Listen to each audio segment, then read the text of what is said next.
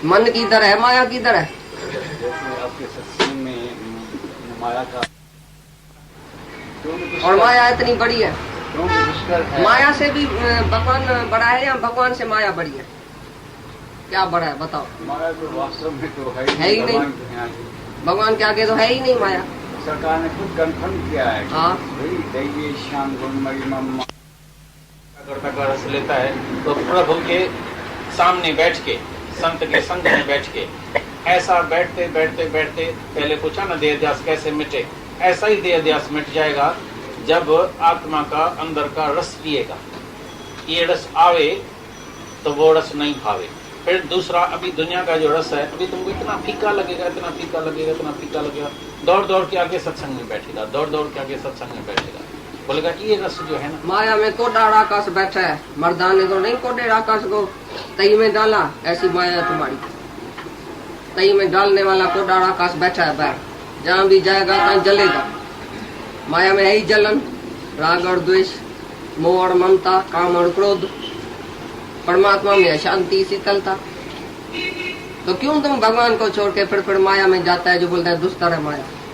जब भगवान इतना सरल है, भगवान बोलता है मेरा ही भजन करो 24 घंटा, तो तुमको क्या मुश्किल आता है जो तुम भगवान का भजन नहीं कर सकते? अभी आगे बताया कि ऐसा सुगम उपाय होने पर भी माया द्वारा हरे हुए ज्ञान वाले और आसुरी स्वभाव को धारण किए हुए तथा मनुष्यों में नीच और दूषित कर्म करने वाले मूढ़ लोग तो मेरे को नहीं बचते हैं। देखो, ये तो ऐसा सुगम उपाय, खाली मेरा भजन करो बस, मैं कुछ तुमको बोलता भी नहीं हूँ दूसरा कुछ करने के लिए। खाली मेरे को प्यार करो, मेरा सिमरन, मेरा भजन, मेरा कीर्तन, मेरे में ही लगा रहो। तो ऐसा सुगम उपाय होते हुए भी नीच पुरुष, आसुरी संप्रदा वाला नीच पुरुष अपने भोगों में मस्त है, अपनी माया में मस्त है, और हमको कभी नहीं जान सकता। अभी देखा कैसे बोला मेरा सुगम उपाय? सरल में सरल उपाय है कि भगवान को देखना। जहाँ तक जो सत्य है उसको देखो ना, जो है ही है उसको देखो ना, जो है ही नहीं उसको क्यों देखता है? भगवान ही तो है, तो हम क्या देखें? छा दिसी छाके दिसी दिस्तु सृजनहार रखे, छा देखें क्या देखें, किसको देखें जब है ही सृजनहार, जब है ही भगवान सत्य वस्तु जो जहाँ है, जहाँ तहाँ है ही परमात्मा, तो हम दूसरा किसको देखें? बताओ क्यों देखें? दूसरा किसको तुम देखता है कौन? भगवान के साथ है कौन? कौन बना है जिसको तुम देखता है? मतलब इतना सुगम उपाय होते हुए भी नीच और आसुरी संप्रदा वाला आदमी जो है, नीच पुरुष, नीच गतियों में ही जाएगा और नीच कर्म में ही और रुंबा पड़ा है 24 घंटा, नीच कर्म ही करता है, अपने भोग पदार्थ में मस्त। मैं आया हूँ, मैं खाऊं पीऊं, मजा लूं दुनिया का, काय के लिए भगवान को जानूं? इतने में क्या है? क्यों भगवान को जानूं? तुमको तंदुरुस्ती है, सुख है, माया है, पैसा है, स्त्री है, तो तुम छोड़ के कैसे आएगा भगवान को? क्योंकि भगवान के पास तो अकेला आना पड़ेगा। भगवान तुमको अकेला कर देगा, बेगाना कर देगा, तो तुम्हारा कोई नहीं है। तुम्हारा शरीर, तुम्हारी माया, तुम्हारा धन, तुम्हारी स्त्री, तुम्हारा बेटा, सब को चुरा के अपने में लीन कर देगा। जब अकेला होएगा तभी लीन करेगा। जब दूसरा कुछ तुम्हारे मन में होएगा तो तुम भगवान में लीन नहीं हो सके। एक सुई भी अपनी समझा दुनिया में, मेरी एक सुई है, तो तुमको भगवान अपना नहीं बना। एक सुई भी अपने लिए रखा ना, मेरी सुई है, मेरी ये चीज है, चीज में भी तुम्हारा मन गया तो भगवान में नहीं आना। पदार्थ अभाव नहीं होनी चाहिए। कोई भी पदार्थ सत्य करके नहीं देखो कि ये पदार्थ है, कुछ है, हीरा है, जवाहर है, सोना है, पैसा है, तो पैसा गिनती करता है, बड़ा मजा आ जाता है। मैं 10-10 का नोट, 100 का नोट गिनती करता हूँ। ये मर्दों को तो मर्ज है माया का। जब तक माया उसके जेब में नहीं है तो अपने को मर्द ही नहीं समझता है, कमजोर औरत समझता है, पता नहीं क्या क्या समझता है, कमजोर हो जाता है माया के सिवाय। ये जड़ माया, ये जड़ पत्थर उसको बहुत प्यारा लगता है। भगवान को छोड़ के तो माया के पीछे जाता है, जड़ माया के पीछे जाता है। एक स्त्री चेतन माया, एक जड़ माया पैसा, ये दोनों इतना प्रिय है जो भगवान भी प्रिय नहीं है। तो अभी बोलता है इतना सुगम उपाय होते हुए भी बेवकूफ मनुष्य, आसुरी स्वभाव वाला, सारा दिन अपने भोगों में मस्त है, अपनी माया में मस्त है, हमको पहचानता भी नहीं है, हमको ध्याता भी नहीं है, भजन भी नहीं करता, हम देखता भी नहीं है हमको। ये बड़ी पर ज्ञान में सब पड़े है, माया की ज्ञान है सब। धंधा कैसे किया जाता है, कपड़ा कैसे खरीद किया जाता है, मट्टी कैसे खरीद की जाती है, सोना कैसे खरीद किया जाता है, ये सब माया का ज्ञान उसको है। वो ईश्वर को नहीं जानता है, परमात्मा को नहीं जानता है। सारा दिन उसी दूषित कर्म में, गंदे कोटे कर्म में ही पड़ा है। मैं और मेरा कैसे सुखी हो जाए, मैं कैसे दुनिया में सुखी रहूं, इस शरीर को कैसे सुख दूं, कैसे इसको मजा दिलाऊं, बस इंद्रियों के सुख में ही वो मरा गड़ा रहता है। वो मुझे ईश्वर को भजता ही नहीं। हाँ, हमारी उतारो, ये कष्ट आया है, ये गरीबी आई है, ये मेरे को जेल में डालता है, अभी ऐसा कष्ट है, अभी ऐसा कष्ट है। मतलब जब भी कोई कष्ट दुख आता है तो भगवान को पुकारता है, नहीं तो सुख में मजे में रहता है। जब भी दुख आया तो भगवान को पुकारा, फिर भी भगवान बोलता है बेचारा अच्छा मेरे को तो पुकारता है, कम से कम मेरे को याद तो करता है। एक अर्थार्थी कुछ न कुछ चाहिए जिसको, और दूसरा कष्ट में जो आता है, और तीसरे जिज्ञासु, जिज्ञासु जिसको जिज्ञासा है, ज्ञान के प्राप्त करने की जिज्ञासा, ममुक्षु जिज्ञासु जिसको मुक्ति चाहिए, शांति चाहिए, आनंद चाहिए, भगवान चाहिए। तीसरे नंबर का जिज्ञासु। चौथे नंबर का है ज्ञानी निष्कामी, वो भी मेरे को ही भजता है, मेरे को मना सब में मेरे को ही देखता है, सबकी सेवा करता है, सबको प्यार करता है, निष्काम सेवा करता है सबकी, और मेरे में ही मन है उसका, ज्ञानी का। तो 4 किस्म के भगत है जो मेरे को ध्याता है। तो उसमें उत्तम भगत कौन सा है?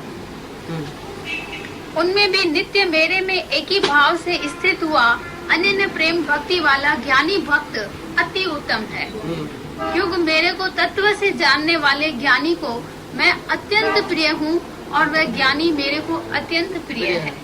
पाण में बैठा ज्ञानी है भगवान, तई तई रह जियो। वो बोलता है ज्ञानी भक्त मेरे को बहुत प्यारा है, भगवान बोलता है सभी भक्त, पर ज्ञानी भक्त, अन्य भक्त जो एक एक में आत्मा देखे, एक एक में मेरे को देखता है, वो ज्ञानी भक्त। ज्ञानी भी है, अपने को आत्मा करके जानता है, सर्व में आत्मा देखता है, और फिर भगत होवे, मन शरीर से भक्ति करे, सबकी निष्काम सेवा करे। ऐसा ज्ञानी भक्त मेरे को प्यारा है। ऐसा ज्ञानी नहीं जो गुफा में जाके सो जाए अवधूत बन के संन्यास लेके मैं भी ज्ञानी हूँ। अरे तुम ज्ञानी हुआ तो सृष्टि के लिए तुमने क्या किया? तुम तो जैसा आया तैसा नहीं आया दुनिया में। मैं अपने को मुक्त करके जाके गुफा में बैठ जाता हूँ अकेला। अरे ज्ञानी दुनिया में आवे, बर्फ दुनिया में होवे और तुमको शीतलता नहीं मिले तो बर्फ काहे की? समझा बात? ज्ञानी दुनिया में आवे, अवतार दुनिया में आवे, अपने को मुक्त करके चला जाए तो तुम सब किधर जाएगा? संत न होते जगत में जल मरे संसार। दुनिया का आदमी सब जो बेचारे भगत है वो पुकारता है परमात्मा को, तो तुम आओ। मस मस करके ज्ञानी दुनिया में आवे और तुम्हारा उद्धार नहीं करे, अपना उद्धार करके जाके जंगल में बैठ जाए तो तुम बोलते भाई जंगल में भी बहुत ज्ञानी बैठा है, चलो तो तुम्हारे को दर्शन कराए। हमको बोलता है चलो दर्शन करो उसी ज्ञानी का। हम उसी ज्ञानी को मानते ही नहीं जो अपने लिए जिंदा रहे, अपने के सुख के लिए जिए। दादा हमारा बोलता था I want to be happy but I want be happy till I make you happy too. मैं तो खुश हूँ लेकिन तुमको जब तक खुश नहीं करूंगा तो मेरी खुशी तुम्हारी खुशी में। तो ज्ञानी का पता कैसे चले? जब हमको कोई जिलाए, हमको कोई जियाड़े, तभी हम समझे वो भगवान है। कृष्ण भगवान आता था और चला जाता था, अर्जुन को मुक्त नहीं किया था, करता था। तो कृष्ण का नाम कैसे था? कैसे हुए नाम? किसने नाम निकाला कृष्ण का? अर्जुन ने। जब अर्जुन को तारा, गोपियों को तारा, ग्वालों को तारा, तभी बोला भगवान भाई है। भाई भगवान आके कृष्ण और गुफा में सो के उधर से ही चला जाए तो किधर से जाए गोपी, किधर जाए ग्वाल? किधर जाती रही ये द्रौपदी? किधर जाते थे ये सब उसके रानियां? कितने का उद्धार किया उसने? तो बोलता है ज्ञानी भक्त मेरे को प्रिय है, मैं उसको प्रिय हूँ, मेरे को प्रिय है। बस हम आपस में ही बन के बैठे, ज्ञानी और मैं एक ही हूँ। ज्ञानी भक्त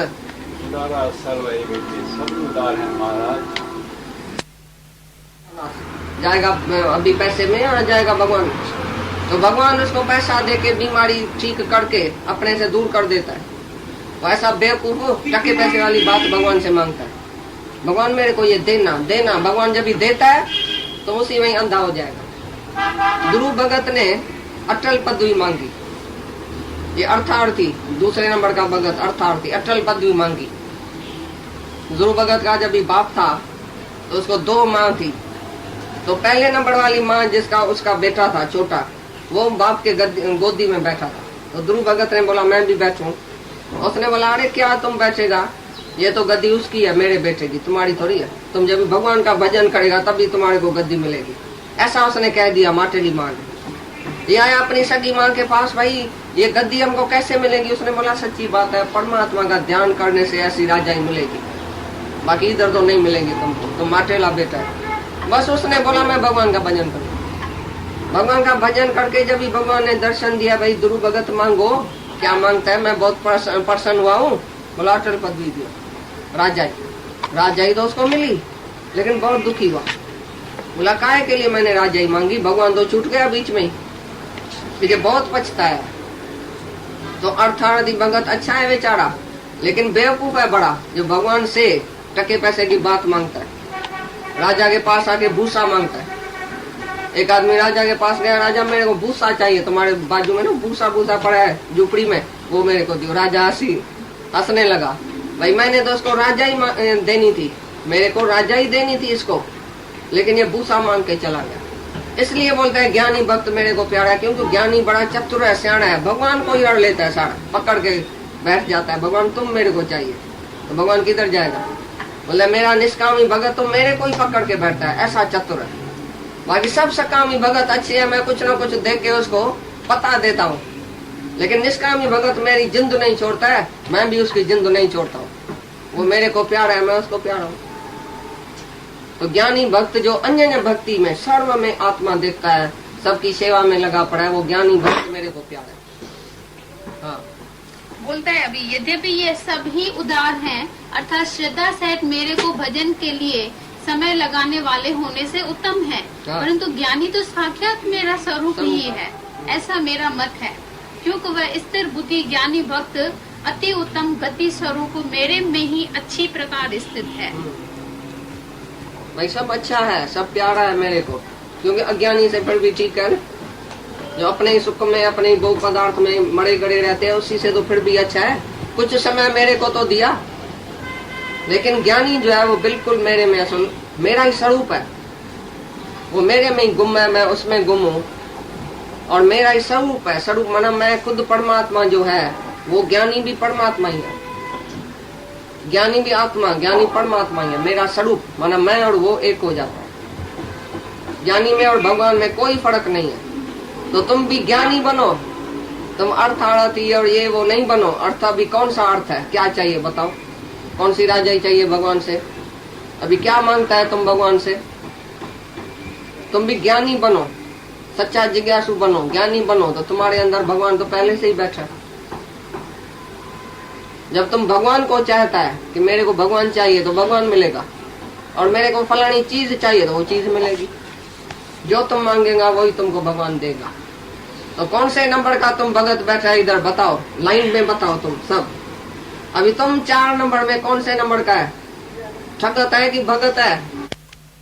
ऐसा ही होगा, मैं भगवान हूँ तो भगवान है, मैं गंदा हूँ तो गट्टड़ है, बराबर गट्टड़ है। जैसा ये बोलेगा तैसा हो जाएगा, क्योंकि भगवान के सामने बोलता है ना, जरूर ऐसा ही होगा। हाँ भी है तो भगवान का है, तुम जाके इधर इधर इधर इधर ऐसा ऐसा करता है, उसको ढूंढता है, बेवकूफ है। भगवान जाके उसको ढूंढे, तो भगवान का है, तुम्हारा है बेटा, जो तुम ढूंढने जाता है, पुलिस में जाता है, इधर जाता है। चुप करके बैठो, देखो भगवान उसको ढूंढ के आप ही तुम्हारे घर में छोड़ के जाएगा। भगवान का है बेटा, तुम्हारा है क्या जो तुम ढूंढता है। भगवान के राज में तो है ना, तुम्हारे घर में समझो भी नहीं है, लेकिन परमात्मा के राज में तो है ना, भगवान तो उसके साथ है ना। तो तुम काहे के लिए नीचे ऊपर होता है, अरे मैं जाऊं कहाँ ढूंढूं, किधर ढूंढूं, क्या करूं, किसको फोन करूं, तुम काहे के लिए नीचे ऊपर होता है। चुप करके बैठ जाओ। भगवान एक दिन वो आता है, एकदम चिट्ठी लिख दो, मैं पहुंच गया, बस, तो उसको शांति आ जाएंगी। नहीं तो बोलेंगी लड़कियां अकेली गई है, पता नहीं पहुंची नहीं पहुंची, कौन सी बात हो सकती है। तो तुम खाली इसको एक लेटर लिख दियो बस, या उधर पहुंचो, इधर लेटर लिख दियो, टेलीफोन कर दियो, पहुंच गया, ठीक है। ऐसा दूसरे को टेंशन में नहीं लाओ।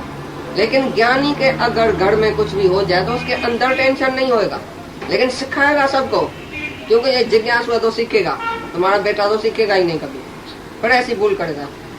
अज्ञान में जो बेचारा है तो फिर भूल करेगा। लेकिन तुम तो अंदर में दुखी न हो जाओ ना, मन से पूछो क्या होगा, मन तुम जो हमको सताने आया है, जास्ती में जास्ती क्या होगा, जो होगा देखा जाएगा। वो भगवान का है, मेरा है क्या? राजा जनक के घर को आग लगी तो उधर से उठा ही नहीं, बोला जिसकी आग लगी है वही जाके पछता है, जिस भगवान का है मैं ला वो जाके पछता है, वो जाके आग बुझाए, मैं काहे के लिए आग बुझाने जाऊं इधर से। तो तुम थिर मन करके और बैठ जाओ उधर, मन को एकदम बूंदा लगाओ, तुम काहे के लिए दुखी सुखी होता है, वो जहाँ भी होएगा पे आएगा टाइम पर। जो भगवान को खबर देनी होगी वो मेरे को देगा। कौन सी खबर है? सब खबरें झूठी है। जास्ती में जास्ती क्या है? मौत है, बीमारी है, एक्सीडेंट है, दुख है, जेल है, और क्या है? और क्या है? जास्ती में जास्ती क्या होगा? वो तो माया में होता ही रहेगा। नथिंग न्यू अंडर द सन। ऐसा तुमको ज्ञान पक्का होना चाहिए। बाकी ऐसा नहीं है कि भले बच्चे को समझाओ भाई ऐसी बात तुम्हारी मिस्टेक है, ऐसा नहीं होना चाहिए, बस फिर छोड़ दियो उसको, नहीं तो मूड ज्ञान हो जाए। हाँ, प्रभु की आज्ञा माने माते। जिसकी वस्तु है उसको दे दियो वापस, नहीं तो वो वस्तु तुमको जलाएगी बहुत, मोह में बहुत दुखी करेगी वो वस्तु। अगर भगवान को नहीं देगा तो इशराफ बन के सवेले ही दे दियो। ऐसा नहीं वो वस्तु चली जाए, माया तुम्हारे से छूट जाए, इसी से अच्छा है तुम माया को छोड़ो। भोग तुम्हारे से छूट जाए, इसी से अच्छा है समर्थ वो है जो वो खुद भोगों को लात लगाए। ऐसा नहीं तुम कमजोर हो जाओ, भोग तुम्हारे से छूट जाए, तुम रो पीटो, अरे मैं तो कमजोर हो गया, अभी मैं ये नहीं सुख लेता हूँ, अभी मैं ये सुख नहीं ले सकता हूँ, अभी पहले मैं ऐसा खाता था, पीता था, घूमता था, अभी तो मैं घूम नहीं सकता हूँ, तो अंदर वासना रह जाए। अभी अभी तुमको वासना खत्म करने की आती, सब कुछ पहले से ही छोड़ के बैठो। सेठ जो नौकर को जवाब दे, नौकर क्यों नहीं सेठ को जवाब दे के आए? तो तुमको जो भोग छोड़ के जाए, माया छोड़ के जाए, बेटा छोड़ के जाए, स्त्री छोड़ के जाए, कोई बेवफाई, कोई ऐसा कुछ करके जाए, इसी से अच्छा है कि तुम ही सबको छोड़ के अंदर अपनी आत्मा के ध्यान में रहो। आत्मा कोई प्रिय लगा के अपने बाकुड़ पहन के बैठ जाओ, आत्मा सारी दुनिया को छोड़ के एक ही आत्मा में लीन हो जाओ।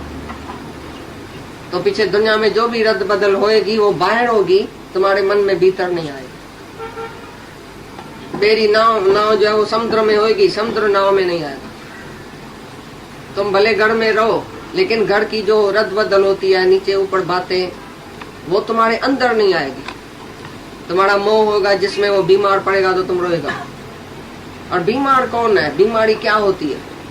बीमारी है ये 5 तत्व की फेर गिर होती रहती है, फिर ठीक हो जाएगा। क्या है? दुख में धीरज सबका सहनो। जब भी दुख आता है इतना धीरज करो, इतना धीरज करो, सब शांत करो, तो तूफान आएगा, इधर चला जाएगा। जब तूफान आता है ना तो आदमी ऐसा ऐसा ऐसा ऐसा करता है तूफान में। तो दादा बोलता था तूफान आए तो एक जगह खड़ा होकर बैठ जाओ, बस इधर से तूफान आएगा, इधर से चला जाएगा। और तूफान में तुम ऐसा ऐसा दौड़ता है, कहाँ खंबे पर मथा लगेगा, कहाँ कुछ होगा, गिर जाएगा। तुम चुप करके धीरज करके बैठ जाओ। जब भी तूफान आए, चाहे बाहर का हवा का तूफान, चाहे सचमुच जो तूफान आता है दुनिया की हालत है, तो तुम धीरज करो, बस आप ही भगवान के ऊपर रख दियो, आप ही सब शांत हो जाए, ठीक हो जाएगा।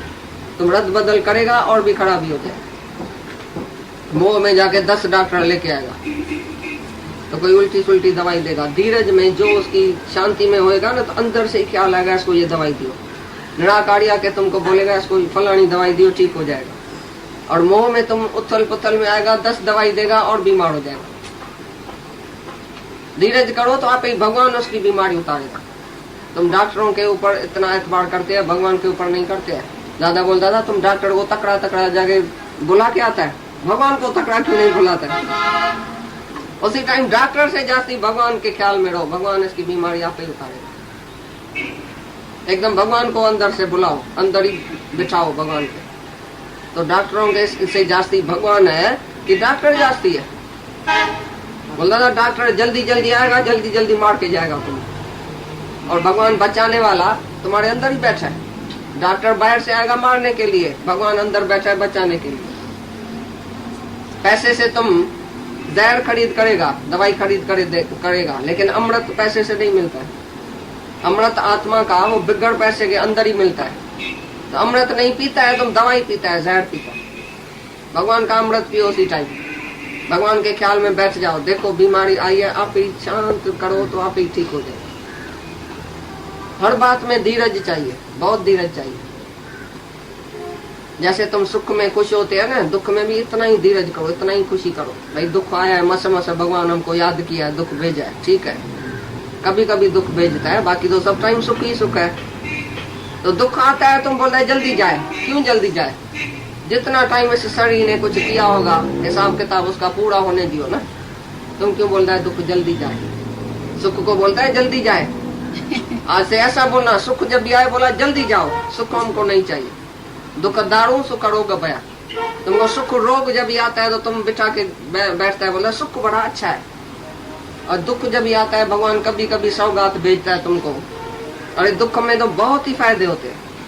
जब भी दुख आया किसी के ऊपर, तभी भगवान आया है। Pain is highest, God is nicest. जब भी पेन देता है, बहुत दर्द देता है, दुख देता है, बीमारी देता है, गरीबी देता है, जब बहुत दुख देता है तभी भगवान भी आता है ऊपर।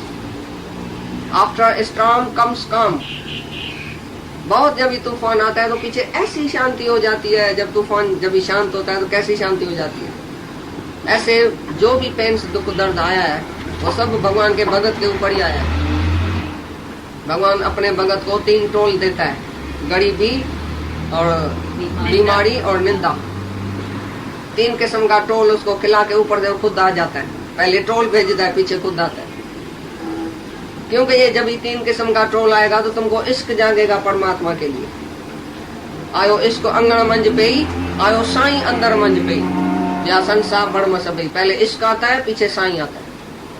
पहले दुख दर्द भेजता है, पीछे खुद ही आता है। देखो जब भी कोई विधवा हो जाती है, किसको दुख आता है, कैसे दौड़ दौड़ के सत्संग में भागती है। और जिसको सुख है वो तो अभी तक पड़ी है, सोई पड़ी है।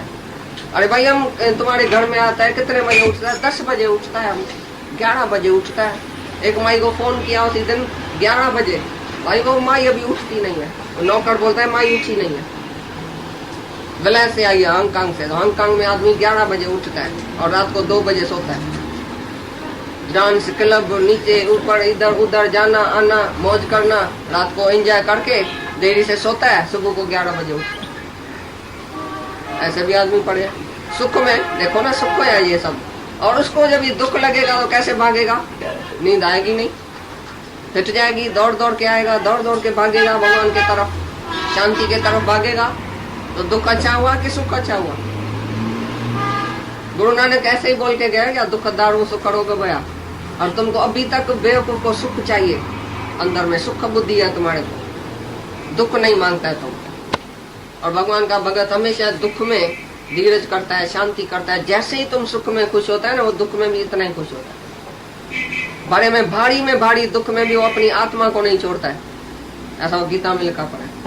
भारी में भारी दुख में भी वो जो भगत है आत्मा को नहीं छोड़ता है, परमात्मा को पकड़ के बैठ जाता है दुख में।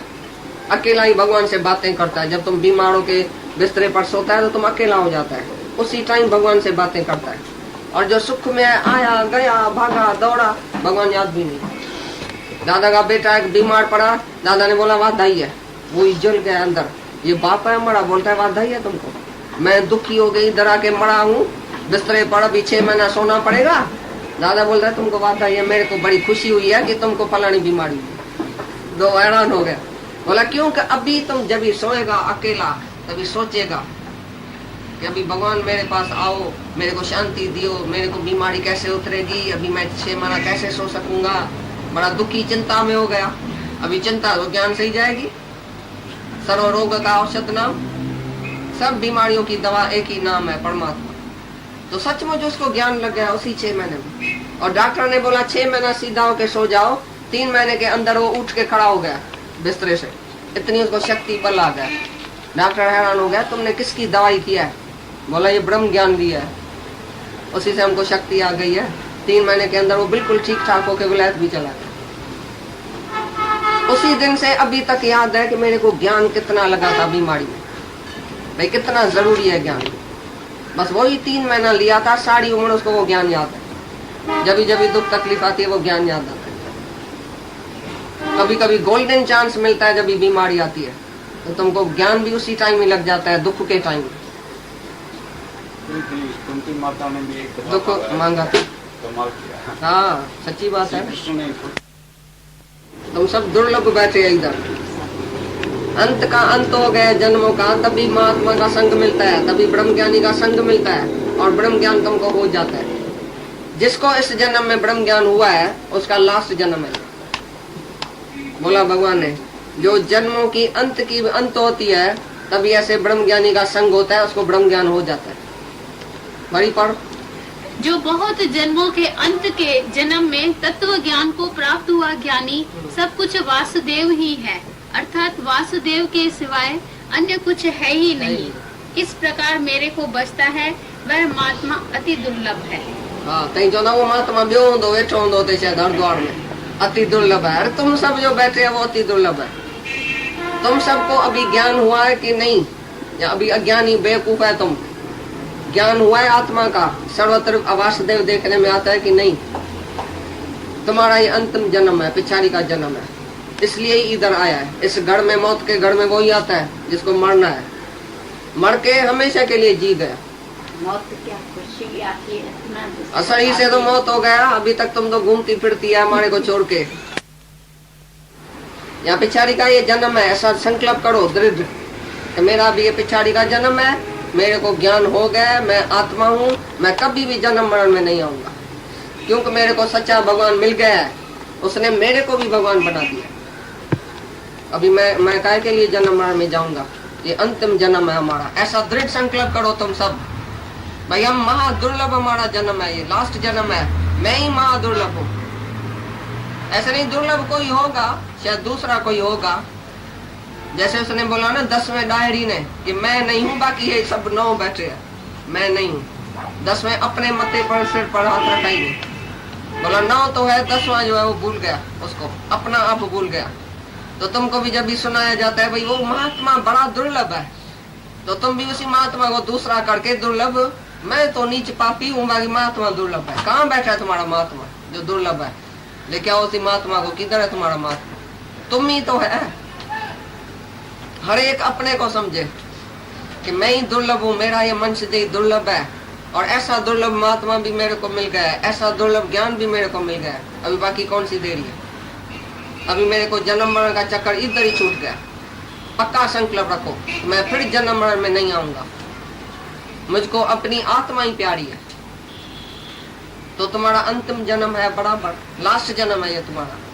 नहीं तो कभी भी तुमको ऐसा ब्रह्म ज्ञानी का संग, चाहे भगवान का संग, ऐसा नहीं मिलता था।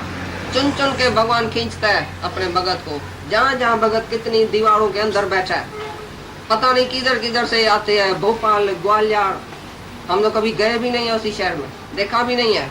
महसाना, गोरखपुर, पता नहीं कहाँ कहाँ से आते हैं, कैसे आते हैं। ये भगवान का काम है ना, परमात्मा का काम, उसको भेजता है इधर, कहाँ कहाँ से खींच के इधर लेके आता है उसको, हम कभी जानते भी नहीं है। तो ये भगवान परमात्मा का काम है, उसको पता है, तो इनका अंतिम जन्म है, इसलिए उधर उधर से खींच के इधर इसको लेके आते दादा गरीब बोलता है। पता नहीं क्या क्या बोला है। उपशगन, उपसवन तुम नहीं देखते है भाई, बिल्ली आई काड़ी उपसवन हो गया।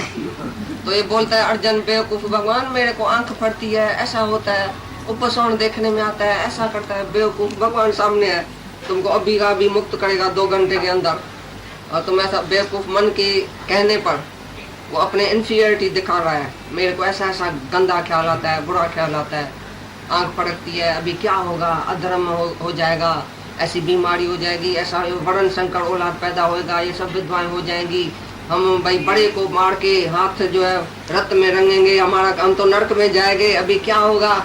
ऐसा बेचारा लड़ाई के मैदान में आके दुखी हुआ है और भगवान सामने खड़ा है। ऐसी तरह से तुम भी बेवकूफ, हम कैसे मुक्त होएंगे, हम तो गंदे बंदे नीच पापी, हम कैसे मुक्त होएंगे? भगवान को बोलता है, भगवान सामने खड़ा है तुम्हारे, और तुम भगवान को बोले हम कैसे मुक्त होएंगे? तो तुम्हारा विश्वास हुआ? जिसके पास आता है उसमें विश्वास है, टकेगा भी नहीं है, तभी बोलता है तो हम तो नहीं मुक्त होएंगे।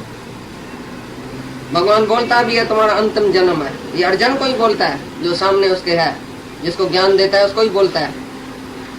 तो तुम्हारा ये अंतिम जन्म है, तभी तुमको ज्ञान प्राप्त होता है। हाँ, ज्ञान से भ्रष्ट हुआ मनुष्य, वो ज्ञान से भ्रष्ट हुआ, जिस जिस भोगों की कामना करता है, ऐसे ऐसे देवताओं की पूजा करता है और ऐसा ऐसा कर्म करता है, जो वेद में लिखा पड़ा है ऐसा करो तो ऐसा मिलेगा, ऐसा करो तो ऐसा मिलेगा, तो वो जाके साधन करता है, देवताओं की पूजा करता है, क्योंकि उसको भोग का आसक्ति है, भोग पदार्थ चाहिए, दुनिया का माया का ये मिल्कियत चाहिए, माया का माल चाहिए, झूठा, झूठ में पड़ा है, झूठी दुनिया को ही वो चाहता है ना, तभी तो देवताओं की पूजा करता है। और तुम जिस घर में जाएगा तो कोई देवता की पूजा करेगा, तुम बोले हाँ बड़ी अच्छी माई है, देवता की पूजा करती है, लेकिन वो बोलता है वो भोग आसक्त पुरुष है जो देवताओं की पूजा करता है, जिसको चाहिए माया चाहिए, वो उस देवता के पीछे जाता है। ये गणेश भगवान है, ये शिव भगवान है, शिव भगवान बड़ा भोला भाला है, थोड़ा सा ही मैं पूजन करूंगा तो पैसा दे के जाएगा, दूसरे के जेब से निकाल के तुमको दे के जाएगा। रुश्वत देता है क्या उसको, अपने देवताओं को? तो बोलता है ये भोग आसक्त पुरुष ज्ञान से भ्रष्ट हुआ और उस देवता की पूजा करता है, जैसे लिखा पड़ा है भाई ऐसी ऐसी जाके पूजा करो। देखो कैसा गाली दे के गया जो देवताओं की पूजा करता है। फल मिलेगा फिर रोएगा, फिर बात पूछेगा अरे तभी इसी से जास्ती क्या है भाई, देवताओं से ये भी मांगा, ये भी मांगा, ये भी मिला, वो भी मिला, तो भी मैं सुखी नहीं हूँ, तो बाकी कौन है? तभी आएगा भगवान के पास धक्का खा के। इसके लिए बोलता है मैं फिर भी उसकी श्रद्धा दरी पक्की रखता हूँ, गिराता नहीं हूँ किसी को। हाँ। मेरे को छोड़ के देवताओं में फंस गया तो देवताओं के राज में जाएगा, देवताओं के लोक में जाएगा, लेकिन मेरा भगत तो निस्संदेह मेरे को ही प्राप्त होता है, मेरे लोक में आता है, मैं उसको अपने से मिला देता हूँ। फलाना ऐसा है, फलाना गुरु ऐसा है, फलाना भगवान ऐसा है, समझो गाली देता है कोई तो भी वो मेरा ही भगत है, मेरा नाम तो लेता है तो कैसे भी बजे, रंग बजे, राइट बजे, कैसे भी मेरे ही नाम पर बोलता है ना कुछ। विवेकानंद को, ये रामकृष्ण को एक आदमी ने आके बोला भाई, गुरु जी को बोला ऐसे रामकृष्ण को, भाई मैं नाव में आ रहा था तो एक डॉक्टर जो तुम्हारी दवाई करता है वो जब नाव में जाता है तो तुम्हारे से क्रिटिसाइज करते जाता है तुम्हारी बातों को, भाई ये कैसा है रामकृष्ण, इतने इतने छोटे छोटे लड़के को फंसाया है, उसके घर बार छुड़ाता है, ऐसा करता है, ऐसा करता है, छोटा छोटा जवान लड़का उसकी सेवा करता है, ऐसे करके तुम्हारे ऊपर क्रिटिसाइज करता है। तो रामकृष्ण ने बोला कम से कम दूसरी सब बात छोड़ के, औरत की, मियाँ की, बीबी भी छोड़ के हमारी बात शुरू तो किया है। तो आप ही मेरे पास आएगा पूछ के भाई तुम ऐसा क्यों करता है? तो जो बोलता है भगवान का कैसे भी स्मरण करो, उल्टा करो, सीधा करो, राम बोलो या मरा बोलो, लेकिन अंदर में भगवान तो है ना, तो फिर भी अच्छा है बोलता है। बाकी देवताओं का जो भी पुजारी है वो देवताओं के लोक में माना जन्म मरण में जाएगा, और मेरा भगत मेरे को ही प्राप्त होता है, कैसे भी बचे। जरूर चाहिए, फलाना जरूर चाहिए, तो हम उसको बोलेगा पैसे में क्या है, गरीबी में जितना मजा है शाहूकारी में नहीं है, तो उसको वैराग दिला के हम आत्मा उसको बता के और मुक्त कर देगा। क्योंकि मेरे पास जो आया इस घर में ये है मुक्ति का क्लास, भूल के भी समझो आ गया, उसको चाहिए भी नहीं मुक्ति, हमको ही चाहती थी क्या? हम तो ऐसे ही गए थे गुरु के पास देखने के लिए, हमको भी मुक्ति नहीं चाहती थी, अचानक पता नहीं कैसे जबरदस्ती दे दिया मुक्ति, क्योंकि पिछले जन्म में हम उसी से इकरार किया होगा। दादा बोलता है अगे जन्म में हुए इकरारी अजची तो मूसा पाड़ी, पिछले जन्म में मैं तुमसे इकरार करके आया हूँ, मैं कैसे भी तुमको मुक्त करूंगा, तभी तो तुम आया मेरे क्लास में। हम बोलता था हमको मुक्ति चाहिए नहीं, हमको सिनेमा देखनी है, हमको मजा लेना है दुनिया का, और हम इतने जवान हम कहे के लिए तुम्हारे सत्संग में आएगा। आता भी था खाली ऐसे ही भाई, भजन सुन के आ जाता हूँ या भजन बोल के आ जाता हूँ, बाकी हमको मुक्ति नहीं चाहती थी। लेकिन क्योंकि गुरु के घर में पहुंच गया तो जैसे शेर अपना शिकार नहीं छोड़ता है, शेर को कोई शिकार मिले और छोड़ जाए, तो गुरु को भी कोई शिकार हमारे जैसा मिल जाएगा तो वो छोड़ेगा क्या? जीता नहीं छोड़ेगा, मार के खलास करके छोड़ेगा। चाहता है ये ज्ञान बड़ा मुश्किल है, ये हमारे गृहस्थ का झंझट है। बोलता था हमको भी कट्ठा लेके जाना संन्यास में, हम भी तुम्हारे साथ चलेगा, संन्यास लेगा, हम भी चलो हमारे साथ, तुमको अकेला संन्यास नहीं दिलाएगा, हम भी तुम्हारे साथ चलेगा, जिया तुमको नहीं छोड़ेगा, हम तुम्हारे साथ चलेगा। अन्नोत्तम बोलते हैं मेरे से उत्तम कोई भी नहीं है दुनिया में, मैं जो परमात्मा हूँ मेरे से कुछ भी उत्तम नहीं है, तो भी मैं माया का साथ लेके क्योंकि आया हूँ, प्रगट हुआ हूँ माया का साथ लेके। माना ये शरीर, जैसे तुम शरीर धारण करके आया, तैसे भगवान अगर आए धरती पर तो कैसे आवे, तुम ही बताओ भला कैसे आवे? बोलते दोष न मानो मान श्रद्धया। पहली सूत्र कह दिया, हरि का भगत हरि जया, दोष न मानो मान श्रद्धया। भाई हरि का जो भगत है, जो शरीर धारण करके आया, वो हरि है, वो निराकारी है। शरीर जो भगत है, अगर शरीर धारण करके आया भी है, तो हरि का भगत हरि जया, हरि जैसा ही हुआ। दोष न मानो मान श्रद्धया, मनुष्य की अगर देह धारण करके आया है तो दोष न मानो, उसको दोषी न मानो। भाई वो भी हमारे जैसा ही तो दोषी है। जैसे हम शरीर है तैसे वही तो शरीर है। जैसे हम माया में फंसा पड़ा है, त्रिगुणी माया में फंसा पड़ा है, तैसे वो भी फंसा पड़ा है। क्योंकि तुम देह में है, माया में फंसा पड़ा है, तुम कैसे जानेगा कि भगवान निरिचा होगा और अजन्मा है, अमर है, अविनाशी है? क्योंकि तुम्हारे जैसा देखने में आता है कि जन्म लिया है। भाई जेल में कृष्ण ने जन्म लिया, गुरु नानक ने भी जन्म लिया, फलाने ने भी जन्म लिया।